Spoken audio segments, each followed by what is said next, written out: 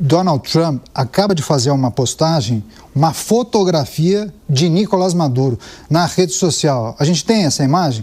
Olha só, a postagem de Donald Trump, Nicolás Maduro, após ser capturado já no navio norte-americano, não é isso? Fabrício conseguiu ler? Isso, a bordo do USS Iwo Jima, que é um dos navios que foram enviados pela Marinha norte-americana nesse destacamento que eles fizeram no Caribe. O Iwo Jima é um porta-aviões dos Estados Unidos, é um navio anfíbio, então ele tem capacidade para receber a Marinha norte-americana e é um grande navio, inclusive, dos Estados Unidos, da Marinha norte-americana. Maduro aparece nessa imagem vendado, aparentemente, não é isso, Caneto? Posso estar enganado, mas ele está vendado nessa imagem.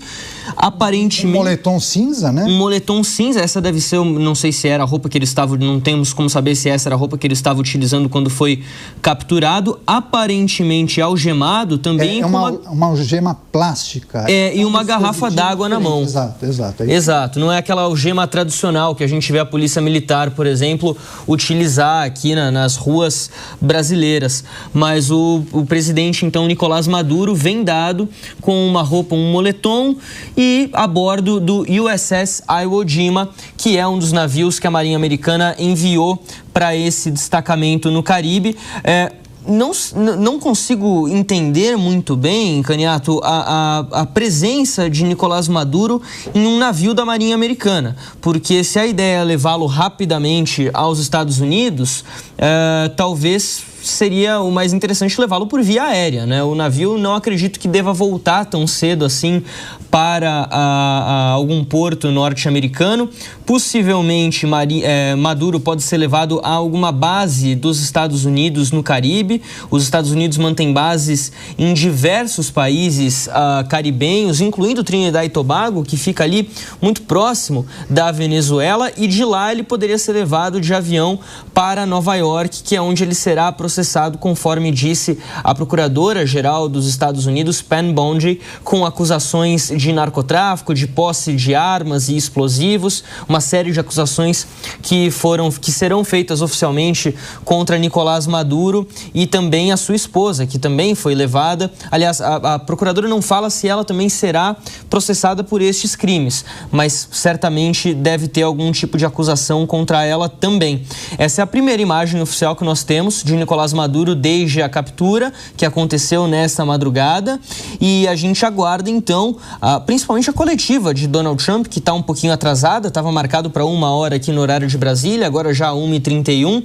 Possivelmente o presidente dos Estados Unidos vai dar mais detalhes dessa movimentação, sobre a chegada de Nicolás Maduro durante essa entrevista coletiva lá em Mar-a-Lago. Estava fazendo a publicação, né? Então agora, quem sabe, ele não aparece para falar com a imprensa. Pois é, tem só mais uma informação, se a produção puder colocar a fotografia de Nicolás Maduro, postagem feita há pouco pelo presidente Donald Trump, e aí a nossa produção acabou fazendo uma avaliação dessa imagem. Ele está com esse moletom, uma calça de moletom, é um abrigo, né? Calça e jaqueta de moletom, cor cinza, segundo a produção da marca Nike, e ele segura uma garrafa d'água, algemas plásticas, então ele está com as mãos presas, e está sendo conduzido por um agente na parte de trás, no lado direito da imagem. Vocês conseguem identificar um agente daquela divisão antidrogas.